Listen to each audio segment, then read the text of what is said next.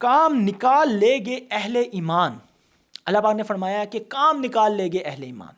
اب وہ کیا کام نکال لے کے گئے ہیں کہ جو اہل ایمان ہیں جنہوں نے ان ساری چیزوں کے اوپر ایمان لے ہیں، مطلب یہ جو مسلمان ہو گئے ہیں وہ اب کام نکال لے گئے. اب وہ کیا کام نکال لے کر گئے ہیں؟ انہوں نے اللہ کو مان لیا، انہوں نے آخرت کو مان لیا، فرشتوں کو، تمام رسولوں کو، آسمانی کتابوں کو، اور ساری چیزوں کے اوپر ان کا وہ ایمان رکھتے ہیں. اب وہ کام کیسے نکال گئے؟ جیسے کہ ہم یہ بات کرتے ہیں کہ یار آپ کسی ایک سرکمسٹانس میں ہوتے ہیں تو ہم کہتے ہیں کہ یار ان انسانوں میں یا اس کلاس روم کے اندر یہ والا جو اسٹوڈنٹ ہے نا، یہ اپنا کام نکال گیا، یہ سب سے اوپر چلا گیا، یہ اس نے اپنا کام نکال لیا، یہ آگے بڑھ گیا، یہ اپنا کام نکال کے دوسرے لوگوں سے آگے نکل گیا. تو اسی طریقے سے اہل ایمان کام نکال لے گے اہل ایمان. کون سے اہل ایمان کام نکال لے گئے؟ جو اپنی نمازوں میں خشوع اختیار کرنے والے ہیں. نمبر 1 نشانی، جو مومن ہوگا وہ اپنی نمازوں میں خشوع اختیار کرے گا، وہ خشوع و خضوع سے نماز پڑھے گا، وہ نماز کو بڑے اچھے طریقے سے نماز کو ادا کرے گا، اور تمام نماز کی جتنے بھی فرائض ہیں سکون سے نماز کو پڑھے گا. یہ نہیں کہ جلدی جلدی بس نمازیں کرے، نماز کی گنتیوں کو پورا کرے، ایسا نہیں. نمازوں میں خشوع اختیار کرے گا. مومن کی جو سب سے پہلی نشانی ہے وہ ظاہری بات ہے نماز پڑھے گا تو اس میں خشوع خضوع کرے گا نا. یہاں پر تو جو مسلمان ہے وہ تو نماز پڑھتے ہی نہیں ہیں. مسلمان کی بیسیکلی نشانی یہی ہے کہ وہ نماز پڑھتا ہے. اور مومن کی کیا نشانی سب سے پہلی؟ کہ وہ اپنی نمازوں میں خشوع اختیار کرنے والے ہیں اور جو لغو باتوں سے اعراض کرنے والے ہیں. دوسری کیا نشانی ہے؟ کہ وہ فضول طرح کی باتوں میں، ایکٹیویٹیز میں نہیں پڑتا، وہ فضول طرح کے کاموں میں، باتوں میں نہیں اپنے آپ کو ڈالتا. جو لغو باتوں سے اعراض کرتے ہیں، اپنے آپ کو لغو باتوں سے، فضول باتوں سے، جیسے کہ آج کل ہماری جو جنریشن ہے اس جنریشن کے اندر ایک دوسرے کو نیچا دکھانا، ایک دوسرے کو اگر پنجابی زبان میں کہیں جگتے مارنا، یا ایک دوسرے کو نیچا کرنے کی فل بٹا فل کوشش کی جاتی ہے.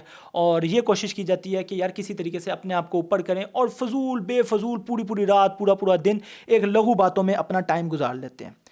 اپنے آپ کو جو لغو باتوں سے اعراض کرنے والے ہیں اور جو ہر دم اپنے تزکیے کی طرف متوجہ رہنے والے ہیں. تیسری نشانی کیا ہے؟ کہ وہ ہر ٹائم اپنے آپ کو، جب بھی جیسے رات کا ٹائم ہے، دن کا ٹائم ہے، جب بھی اکیلے ہیں، لوگوں کے اندر ہے، اپنی ذات کے بارے میں سوچتے ہیں کہ یار ان کے اندر کون کون سی برائیاں ہیں، وہ اپنی ان برائیوں سے کیسے اوورکم کر سکتے ہیں، کیسے اپنے آپ کی اپنی برائیوں کو اپنی نیکیوں سے بدل سکتے ہیں. وہ ہر ٹائم اپنی ذات کا تزکیہ کرتے ہیں اور جو ہر دم اپنے تزکیے کی طرف متوجہ رہنے والے ہیں. جب وہ کسی اچھے مومن کو اپنے سامنے دیکھتے ہیں تو وہ اس کے اندر سے اس کی اچھی چیزوں کو دیکھتے ہیں، وہ کہتے ہیں کہ اچھا ہمیں یہ نشانی نہیں ہے، یہ نشانی نہیں ہے، یہ نشانی نہیں ہے، ہم بھی اپنی ذات کے اندر لے کر آئیں.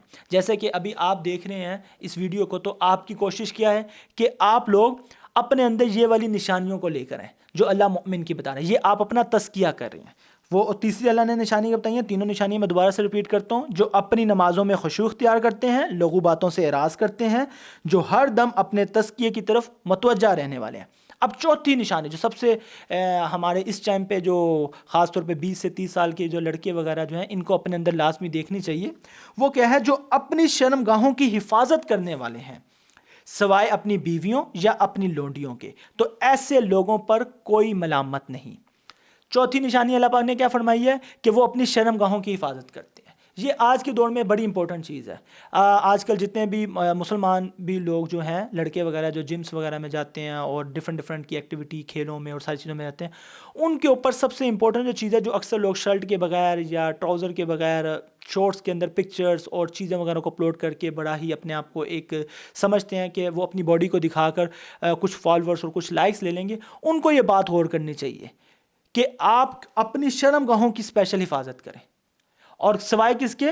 آپ اپنی بیویوں یا اپنی لونڈیوں کو. کیونکہ سب کو پتا کہ پرانے زمانے میں لونڈیوں کا ایک قانون تھا اور لونڈیوں کا اب تو الحمدللہ یہ سارا کچھ ختم ہو چکا ہوا ہے. تو اس ٹائم پہ اگر آپ بات سمجھیں گے تو اپنی بیویوں کے علاوہ وہ کسی اور پر اپنی شرمگاہ کو نہیں ظاہر کرتے.